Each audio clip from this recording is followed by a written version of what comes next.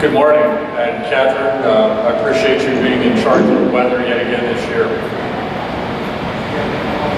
Thanks for being with us today. I know each of you really made a sacrifice to get here. I was in Florida yesterday, so I'm the dumbest person here. I probably should have just gone on and stayed where I was. A few things just before we get the program underway. This is a really important event to us. I had the good fortune to be able to originate this here 7 years ago. It really is amazing to look back and say 7th annual is something. You know, it's a great indication of longevity, but as Catherine mentioned, you know, we have tremendous support from our advisory board, and we want to make this an important and relevant event where you not only get to hear from some of the real titans of our industry like Pam, who's here with us today, but also to interact with peers and to get to know people better in this profession, because I can't think of a profession where network is more important than here in college athletics. I want to talk about Pam for a minute. The fact that Pam is here today is a great indication of the power of LinkedIn. I first met Pam when she was the women's basketball coach in Minnesota, and I was the deputy athletic director in Indiana. A startling 5-year period during which we didn't beat Minnesota one time in women's basketball during that time. Testimony to your ability as a coach. But in order to get Pam on my team finally and get on the right side of that ledger, I had to invite her here to speak.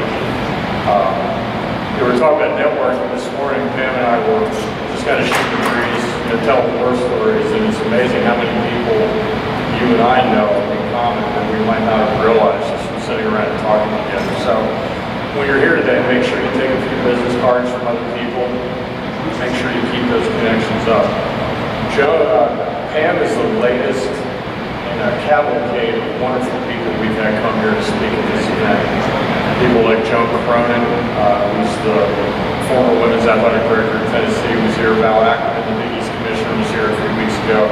Patty Phillips, runs what used to be NACWA. I don't know what they call it now, but it used to be NACWA.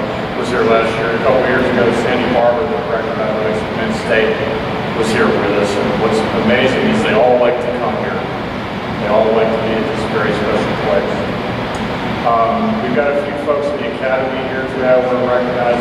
I know some of you met some of my coaches today, and they're all here. But Michelle Johnson from our Office of Inclusion and Diversity is here. She's trekked her way into the snow.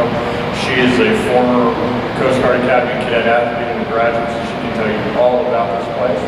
Our Command Master Chief, Senior Enlisted Person on campus, Bradford Halst, is here. Up in the cheap seats are Admiral Mrs. Rendon, our superintendent. He is, as usual, he is monitoring from on high. He's probably going to search and rescue mission to bail me out here in a few minutes, I'm sure. But most of all, I'm really thrilled that 2 of our cadets are here today. 2 of our first-class cadets, Gilbert Gardner from our women's basketball team, Anna Saunders from volleyball. I would tell you, spend as much time with the 2 of them as you can. Let them eat lunch, because they don't have to eat in the mess hall today. They can eat here instead, so that'll be a plus for them. But again, I want you just to enjoy your time and enjoy the fact that you're here. There's a lot of influential people from the industry who are here in the room, and what I find always interesting at this event is just how much people, if you're a younger person, if you're new to the trade, you'll be amazed at just how much people here want to help you advance in your career, because they were all in the same place that you were once upon a time. I'm particularly looking forward to Pam's comments today, because she has become a real leader in women's athletics and to women and men in industry on the subject of leadership. We take leadership very seriously. A couple of our IFL employees I see there in the back, John Heller, they have our Institute for Leadership. Institute for Leadership in Middle Waters, somebody who works with them is also back there. All of the leadership instruction in the Coast Guard is centered in this 103 acres. We have our Institute for Leadership, which is designed to build core leadership competencies in our cadets. and that's what keeps Mr. Heller and Mr. Waters very busy doing that all the time. But we also have the Coast Guard's Leadership Development Center here, which focuses on leadership of the entire Coast Guard. So you are in the mecca of military leadership here. Don't believe all that stuff you hear about how West Point and Navy and Air Force say they do it better than us. They don't. Frankly, there's nothing they do better than us anyway. But that's something I'm very, very proud to associate with. But without any further ado, where's Kat? Andrew Stewart, our Senior Women's Administrator, is going to come up. She will introduce Pam. We're grateful to be your hosts. Have a wonderful day. And Adam, what do we say at the end? Go Bears! There you go. Go Bears.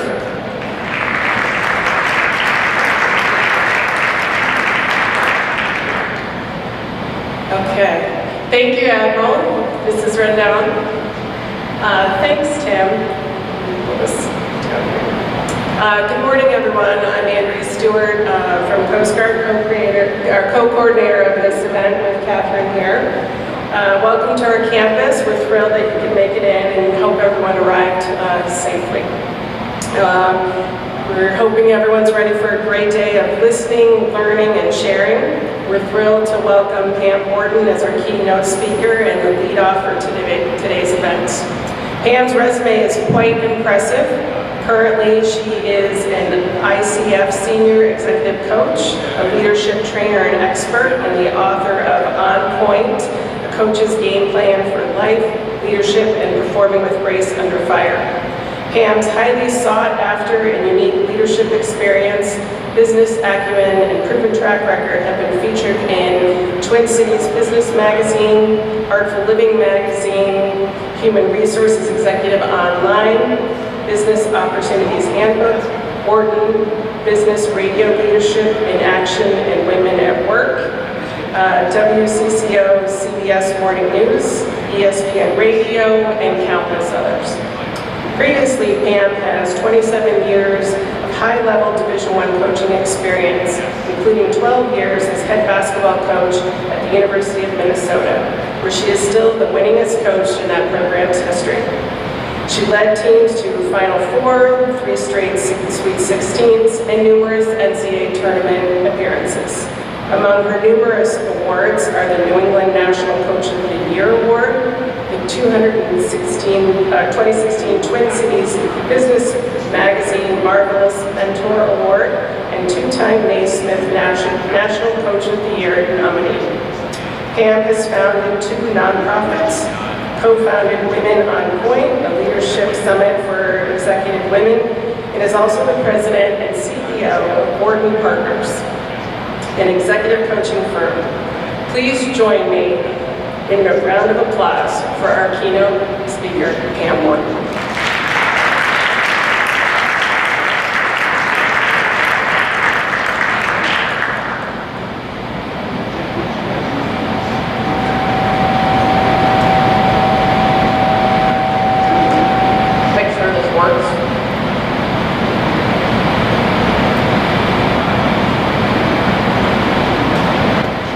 Everyone get closer. Your eyes on me. Everyone's eyes on me.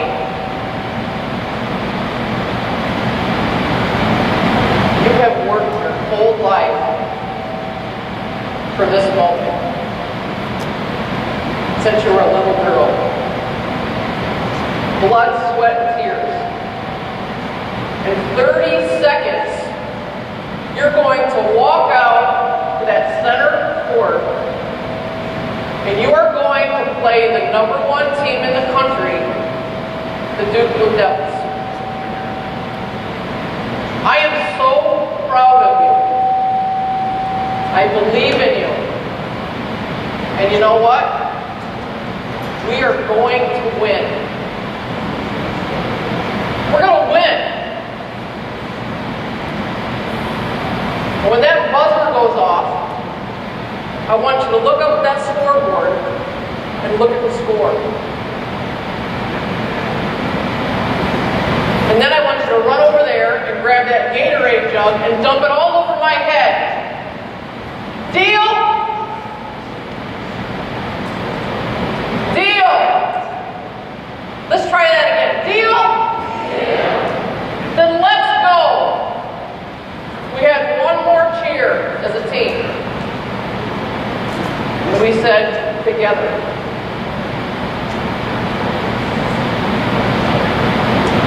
In 2004, everyone knows how the game and the story ended. It was our first trip to the Final Four in program history. And if you want to build a championship culture in your organization and go to your own Final Four, then you win through people.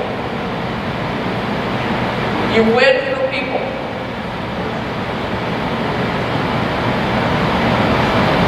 Change and disruption has become the norm across industries. As leaders, the way we hire, the way we communicate, and the way we motivate has changed since 5, 10, 15, 20 years ago. The way we did things then does not work now. And if we're still leading and hiring and communicating and motivating our people and teams the same way we did even 5, 10 years ago, we are probably scratching our heads. We are frustrated, and we are not getting the results that we want.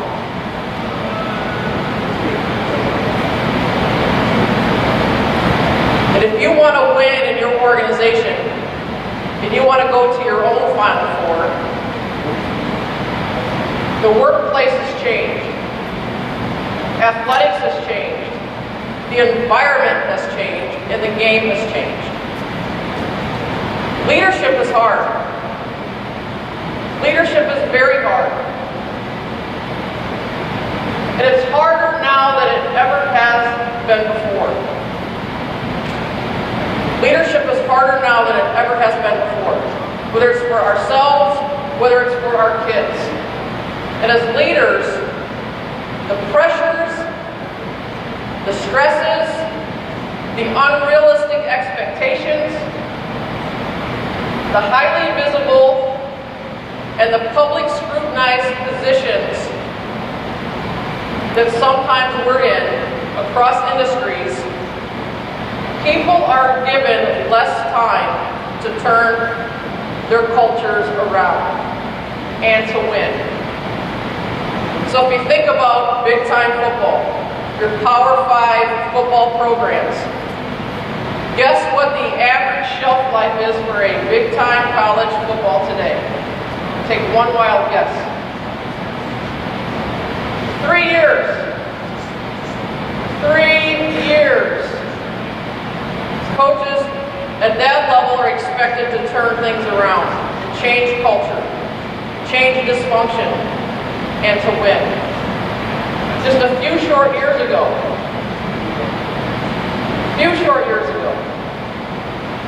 college coaches, major college coaches' shelf life was an average of 7 years. And when those 7 years were up, it's time to move on. To survive and advance, to stay in the profession, was 7 years. Times have changed. The most successful leaders today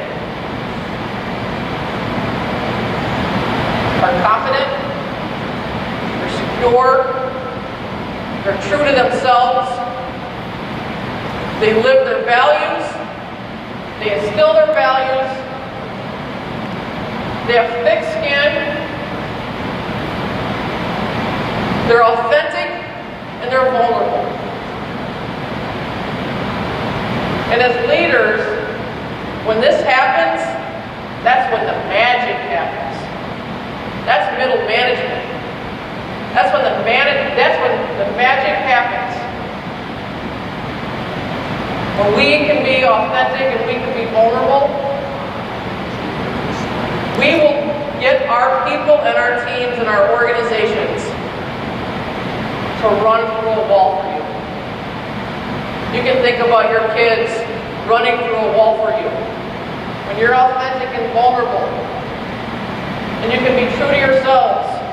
You will even have your people dive on the floor after a loose ball and bloody their knees.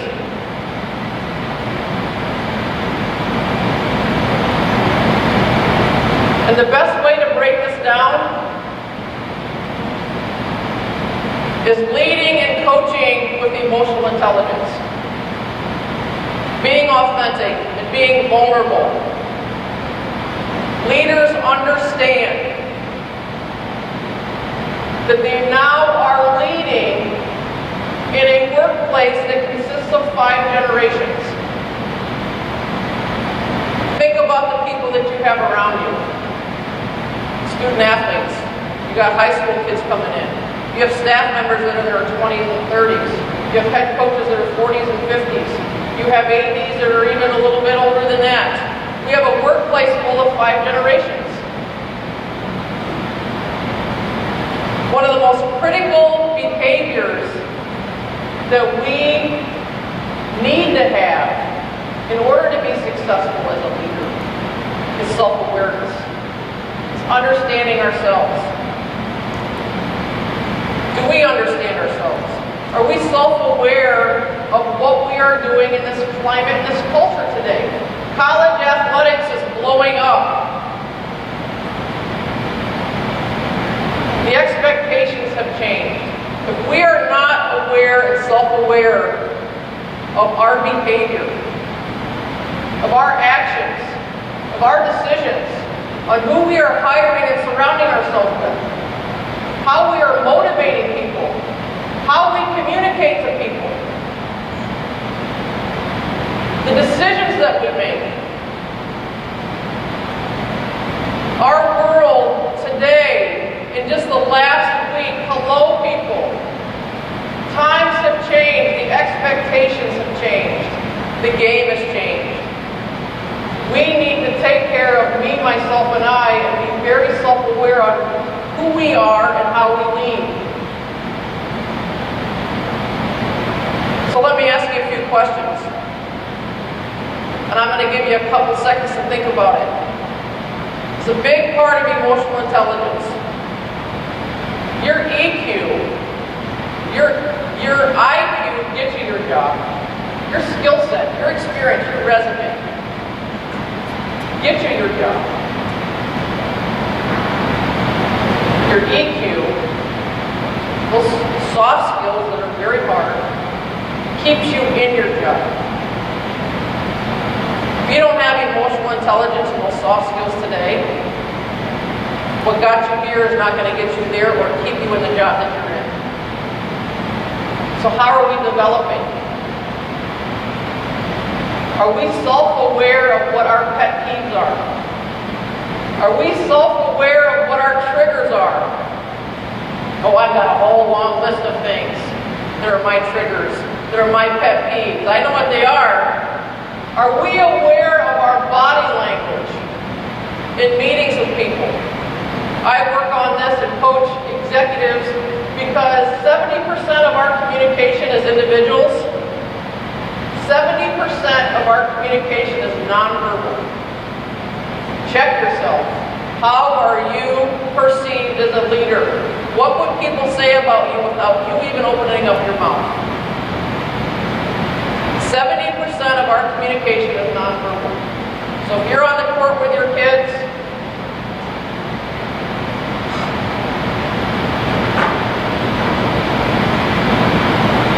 yes, that is communication. Not productive, but there are things in today's environment that we cannot get away with anymore. Leaders, nonverbal communication. How are you leading with your teams?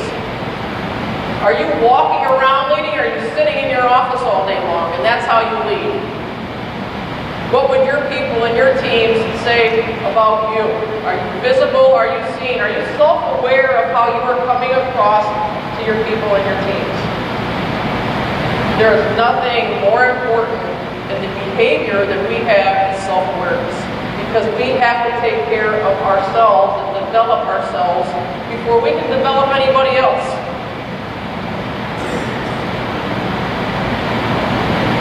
There's so many important things about emotional intelligence, and I'm only going to talk about 2 of them today. Because this is what's going to get us where we want to go. Maybe some of you young professionals in here, some of you that still have another stop or 2 down the road. This is what's going to get us there and keep us in the positions that we're in. So after we learn and we get ourselves down, and we are extremely self-aware of how we come across and how we're perceived from others, because it's so important because we affect people. And there's 3 different ways we affect people. Positively, negatively, or we have no effect at all on people. We have no effect at all.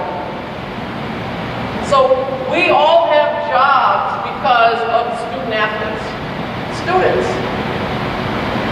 We have jobs because of them. And hopefully that is your why. It's because you want to make a difference and an impact in people's lives. Whether it's your student athletes, whether it's your staff, whether it's your coaches, whether it's your administration. What is your why? Every year I coached. The good years and the 2 years out of 27 years I finished below 500. And I was getting a beating from the papers, I was getting a beating from the blogs, I was getting a beating from the radio stations and television. Minneapolis is brutal. But I got armadillo skin. I'm an armadillo. I ask myself after every season, why am I doing this? Why am I doing this? You're going to the final. You're not going to go to the Final Four at Minnesota every year. Maybe once out of 10 or 15 years. And thank goodness, after the good and the bad years, the answer was the same thing. Here's my why. I'm doing this because I have an opportunity to make a difference and an impact in my people's lives. Male and female, because we have scout teams. And my donors, and my parents, and my staff, and the people across campus, and the people in the community. I have an opportunity to make a difference and an impact in people's lives. And this is why I do this every day. This is why we all work 7 days a week, 16 hours a day.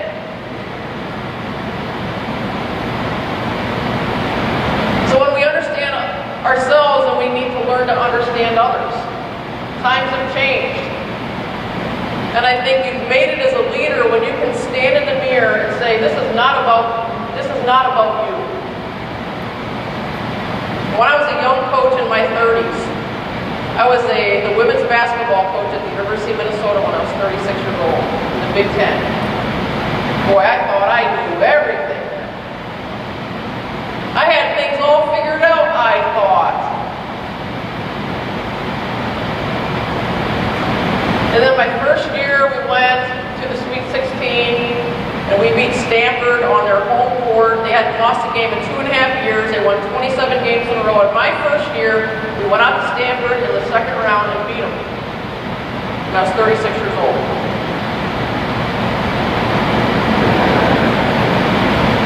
Boy, I had thought I had everything figured out. It wasn't because I had Lindsay Whalen on my team. It wasn't because I had Janelle McCarville on my team, and I had really good players. And the next year, we went to the Final Four. We already had the best season in school history, went to the Final Four the next year.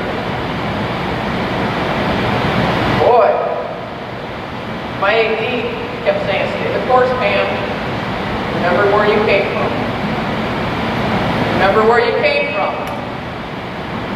Nice now. Just remember where you came from. And I'm like, yes, Joel, I grew up on a farm driving a John Deere tractor in Northwest Ohio. I will never lose my values. But you make it as a leader when you can look at yourself and look in the mirror and say, this is not about me, what I do. It is about the people I surround myself with. It is about surround myself with, and I learned to hire and recruit extremely well. And now I help organizations hire the right people, build the right teams. And I never surrounded myself with yes people. I surrounded myself with people that were better than myself. They could recruit better. They could develop players better than me. They could build better relationships with the kids than I could. They could come into my office and close the door and say, Pam, get your head out of your rear end. Why did you make that decision? I didn't like that all the time. But every once in a while, I needed to hear it. Because I wanted to be the best.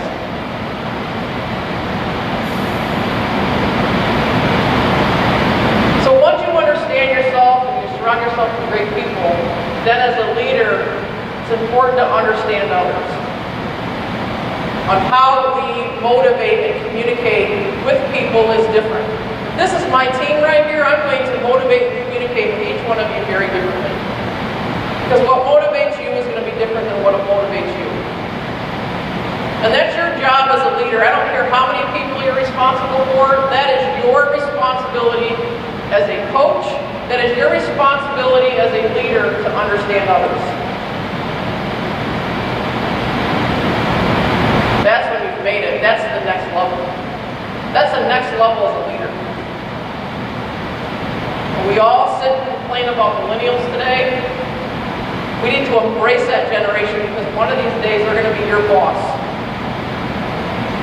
Oh, I saw a couple people fall out of their chairs. They're going to be your boss. In 2020, 70% of the workforce is going to be millennials. Are we ready? Embrace them. Until I embraced my kids on my team, and I went and met them, and not like, you got to come meet me, it's my way or the highway, you got to do things my way. I didn't meet them halfway, I went and got them.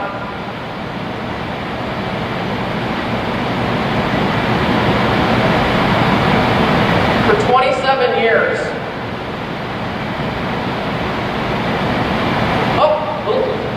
For 27 years, I recruited millennials. And I motivated and communicated across generations, just like all of you, in order to win at a very high level. Every Thursday and Saturday. Or now with the Big Ten Network every Tuesday and Sunday. Depending on the day. In front of 14,000 people. And yes, we all of our jobs depend on 18 to 23-year-olds. When I'm speaking to corporations, they just laugh. Yes, our jobs depend on 18 to 23-year-olds, so we better figure it out. But I learned one of the most important life and leadership lessons because of one of my most guilty pleasures. One of the most important lessons I've ever learned. Potato chips. I love potato chips. Who in here loves potato chips? Woo! Hopefully we're going to have some potato chips for lunch. I love potato chips. We should have potato chips at dinner last night, but we didn't have potato chips. I love Ruffles, Pringles, Doritos, every flavor, Cheetos, you name it. I love potato chips. I'll admit it. But I learned one of the most important leadership lessons because of this. Zoe was one of my 6'4" biggest post players I'd ever coached from Australia. Now in Australia, they're laid back, they party all the time, and they're perceived to being lazy. Well, then you've got Coach Borton, that's type A, driven and competitive, and I'm coaching major college athletics. And I hate to lose more than I enjoy winning. So you got Zoe and you got Coach Borton, and I'll tell you right now, we butted heads for 3 years. We had a fractured relationship for freshman, sophomore, and junior year. Because there was Zoe's way, and there was Coach Borton's way. So the beginning of Zoe's senior year, she's walking down the hallway to my office, and I see her coming down, and I'm like, oh my gosh, Zoe's walking down the hallway. And I'm thinking to myself, Zoe never comes to my office. She only comes to my office if we have a scheduled meeting, she's in trouble because she's probably out partying, or she's with some of her teammates. She never comes to my office. Well, I see her walking down the hallway, and I'm sitting at my desk eating my lunch, which now I coach my clients never to eat lunch at your desk. So I'm eating a turkey sub, and guess what else? Potato chips! A small bag, not a big bag. So I'm sitting there eating my lunch. Zoe's walking down the hallway, and I'm thinking of all these things in my head. I can't talk about basketball. I can't talk about basketball. I gotta talk about something else. So Zoe walks into my office, walks in the door, and she stops. And I'm like, Zoe, come on in. I got M&Ms over here, I got a gumball machine over here, anything I can do to get my players in my office, I have snacks. Zoe stops, stares at me. Their eyes, 6'4", biggest player I've ever had, Big Ten close player. Zoe, how's your parents? How's your brother? What'd you do this weekend? How's your classes going? Did you have a test? What grade did you get? Anything I could do to not talk about basketball. Because Zoe and I had a fractured relationship. When she walks in and she stares at me, and I'm trying to continue eating my lunch, and she stares at me like this. I said, Zoe, come in, have a seat on my couch. Come on in. Coach, I can't believe you're eating potato chips. I'm like, what are you talking about? I love potato chips. Zoe, come on in. Come on into my office. Have a seat. Coach, I can't believe you're eating potato chips. I'm like, Zoe, I love potato chips. Of course, I did not offer her anything. Coach, I never thought you ate potato chips. I didn't think you put potato chips into your body. And until she said that, I had an aha moment. A light bulb went off. I started becoming self-aware. I'm like, Zoe, for 3 years, I'm thinking this, for 3 years has me up on this pedestal. I am the head coach, not assistant coach. I'm the head coach, up on this pedestal that can do no wrong. I am perfect. I'm not even human. I'm not even approachable. And you know what? I never, ever make mistakes. That's how she saw me. Until that day, that transformed and changed the way that I led my staff and my team. Because I'm thinking to myself, now I'm like, oh my gosh, does the rest of my players think the same thing?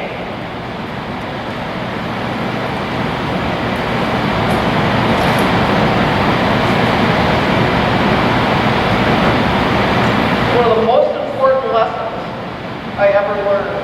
And you know what? Zoe's senior year, we came together. She started every game. She averaged a double-double. She went through a wall for me and the team. dived on the floor after a loose ball once or twice.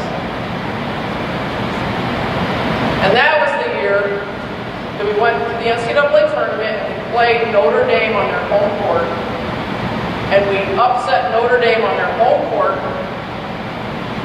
And we could not have done it without Zoe Harper. I think she had 11 points and 13 rebounds that game.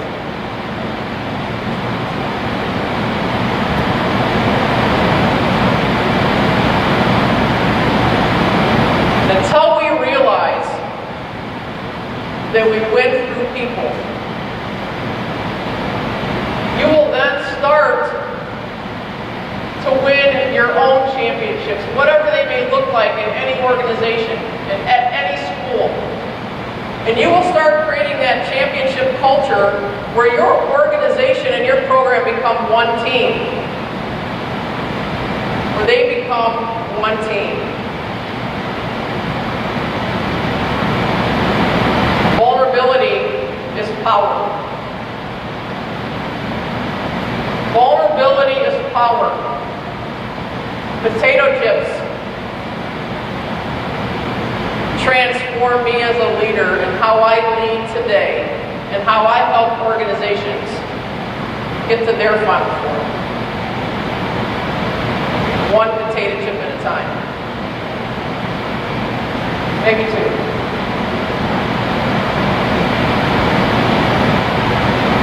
Another thing I want to talk about a little bit today that is the big white elephant in the room in corporate America and also in the sports industry is the higher you climb the ladder, your skill set needs to change. We have to be less in the tasks and the processes and more into people. We hear a lot about middle management or first-time head coaches or first-time ADs or first-time in any type of leadership position. I am so good at what I did because I only had to focus on what I needed to do, and that's how I got promoted. That's how I became an AD. That's how I became an assistant AD. That's how I became a head coach. That's how I became a manager, because I was awesome at what I did. Because I only had to worry about me and my tasks. But when you elevate people, they don't know how to manage people. They don't know how to put teams together. They don't know how to motivate. They don't know how to run meetings. I can go on and on and on. So we have to get less out of the tasks and the processes and more into how do I motivate and communicate with my people. Because we get things done through people. We get things done through people. And building those high-performing teams, when you're a manager, when you're in those leadership positions, is one of the most important things that you do. Is building high-performing teams. Alone, we can do so little. Together, we can do so much. This is probably one of the biggest things I work with corporations now is how to build high-performing teams. Over in college athletics, it seems easy when you do it for so long, like you know how to build a high-performing team, because we have to as coaches. We have to win. If you don't win, you don't have a job. So we have to figure it out. In 3.5 years, I crossed over and went to the dark side of corporate America, and now I'm helping people, supporting them on how to build high-performing teams. They look at you like you have 3 heads, and I'm like, what's so hard? I've been doing this my whole life. I have a model that I use. I have a 7-step model on how to build high-performing teams, how to build championship cultures, whether they're leadership teams, management teams, project management teams, financial teams. It's the same thing. I don't care what you do, if you're in healthcare, if you're in the financial industry, you're in athletics, it's the same model. I'm going to go over a little bit of that with you today. It's called the Big Three. This is steps 5, 6, and 7 in my 7-step model. And this is where high-level leaders get stuck. Yes, the first one that's in my book. First one is vision and making sure people understand their roles and responsibilities, setting goals, strategy, communication, how to have effective communication, how to run productive meetings. And then you get to the last 3. And people seem to forget these last 3. And then you have a completely dysfunctional culture and your vision means nothing. Your goals mean nothing. So the Big Three, the first one, which is number 5 in my model, is expectations. Is setting expectations for your teams. You can get so frustrated as a leader and you're like, well, why is so always late? Why are they always missing deadlines? And you can go on and on and on with your triggers and your pet peeves. But have you communicated your expectations to your team and to your staff and to your coaches and to your organization? Does everyone know what's expected? As a coach, I set very few rules on my team. I probably had 4 rules that were pretty obvious rules they could get arrested from. But I had a whole page full of expectations for this program and this culture. To be part of this team, to be part of this culture, these are the expectations. Because you know what? You're going to get exactly what you expect. Think about it. I'm going to get exactly what I expect. So when's the last time I've communicated my expectations to my team, my coaches, whoever is in your group? When's the last time I've gone over what's expected? If you haven't gone over what your expectations are, you are probably pulling your hair out and frustrated. And not holding people accountable. After people understand what the expectations are, then comes real-time feedback. Real-time feedback is huge. It's not just feedback. It's not just feedback. We get feedback from performance reviews once a year. We get feedback from maybe, if you're lucky, 4 times a year, maybe quarterly performance reviews with your people or with your players. I'm talking about real-time feedback. I'm talking about now. I'm talking about immediate. I'm not talking about being passive-aggressive. I'm not talking about not learning and having a hard conversation or a crucial conversation with people. I am talking about real-time feedback on how to have a high-performing team. So for coaches, if you can think about real-time feedback as coaches,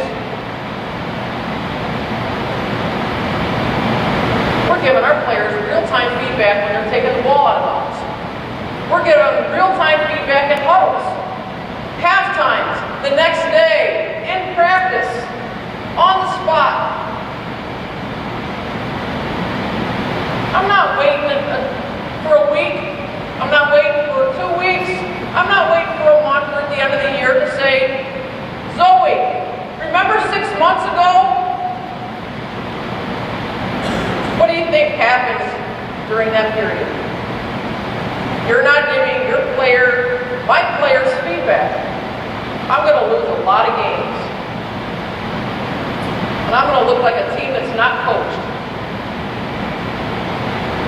So, use that analogy with your leadership teams and your management teams. And in your organizations. How often are you giving feedback? Positive and constructive. Positive and constructive. Real-time feedback. People love to be valued. People love to hear an atta-girl, atta-boy.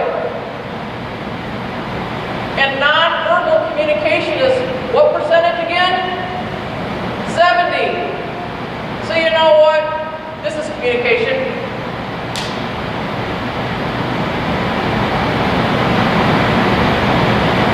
What about implementing that? We do that all the time with your players and your team. You do that in your offices. 70% of communication is nonverbal. You've been smiling ever since I gave you a high five. It worked. Gosh, coach appreciates me. Oh my gosh, you already gave me a high five. I must be doing a good job. Positive feedback. Engaging people. Retaining people. Engaging, employee engagement. Retention. Value. Appreciated. The list goes on and on with real-time feedback. Now, I'm not all about throwing fluffy stuff and everything's positive and we're not holding people accountable. Expectations. Also comes the other side of the coin, that you have to hold people accountable when they're not meeting your expectations. They already know because you went over with them, right? So you got to give people real-time feedback. Hey, you missed the deadline. There's a different way to say it. I'm just being a little more blunt today because Coach Borton's coming out. Deadlines, being on time for meetings, how we talk to people, how we treat people.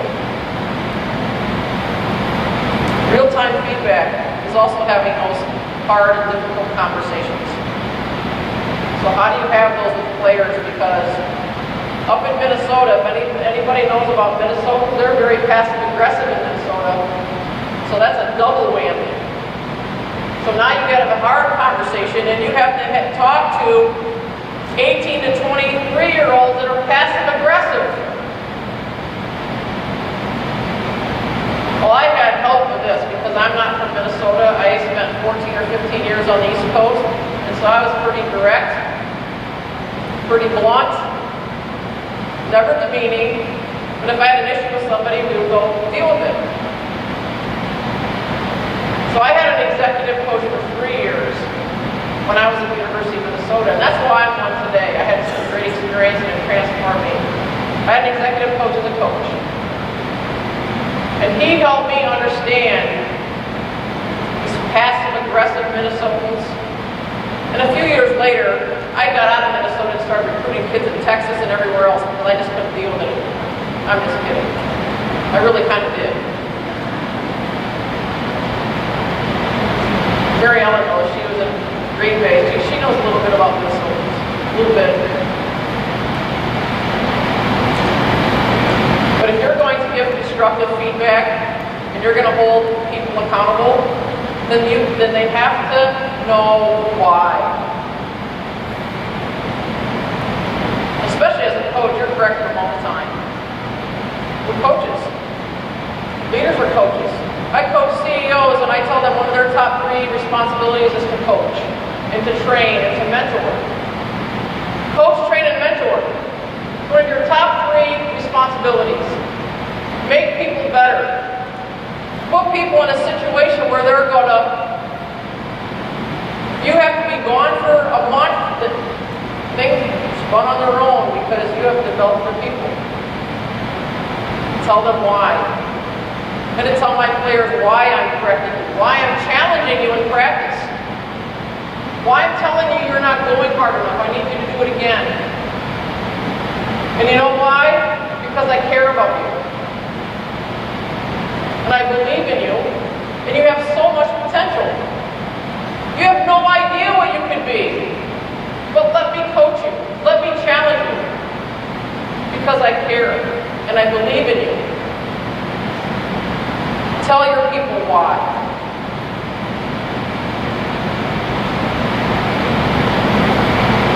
The last one is accountability.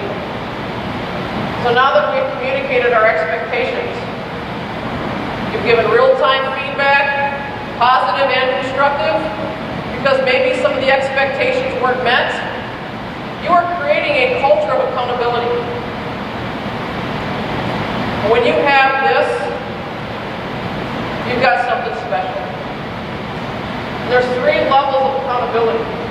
Hopefully you have people you've recruited hire people that actually hold themselves accountable. Self-accountability.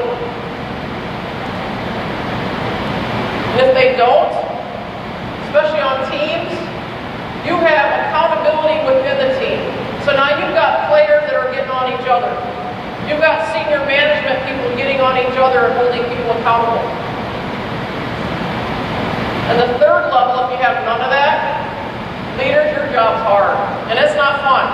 Because now you're coming in with a hammer all the time and holding every single person on your team accountable because they can't hold themselves accountable, they don't hold each other accountable, so you know what? Who has to do it? The big bad wolf.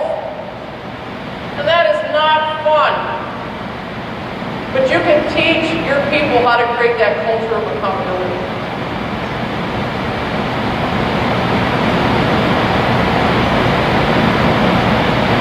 Lindsay Whalen.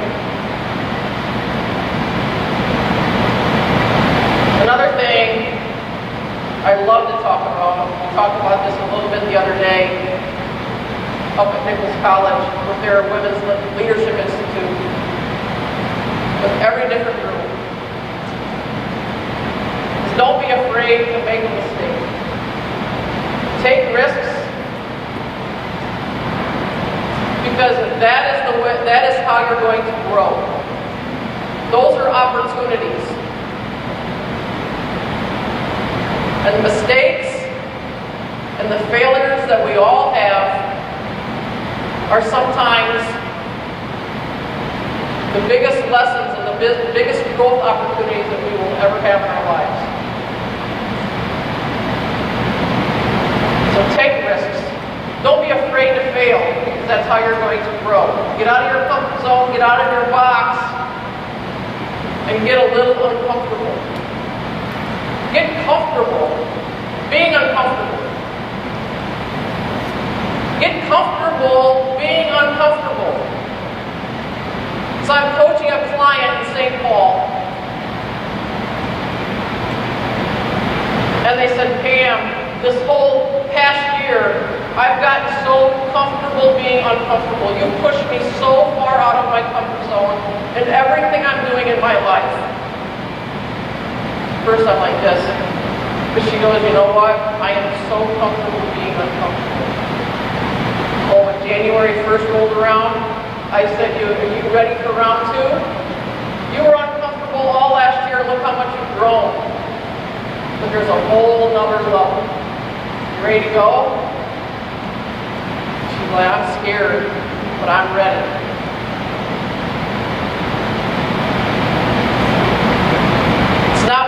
Once in our lives.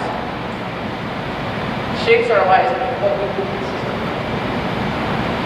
So if we think about that, hopefully that's good things.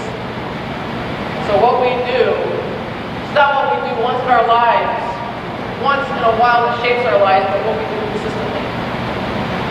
So what are those things that we do consistently? The good, the bad, and the ugly.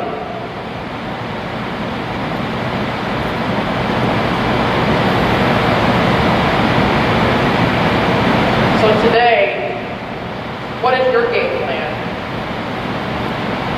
to take your game and your leadership and your life to the next level?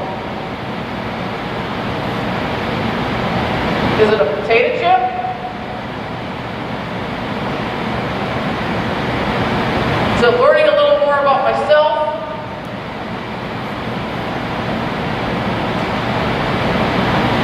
Is it going back and having hard conversations? Is it I need to take a little look at myself in the mirror?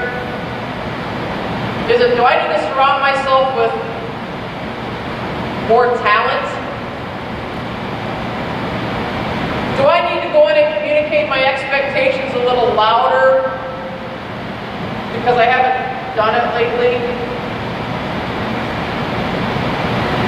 Have I figured out what my triggers are and what my pet peeves are? Do I have myself in check when I'm in meetings? How am I perceived from others?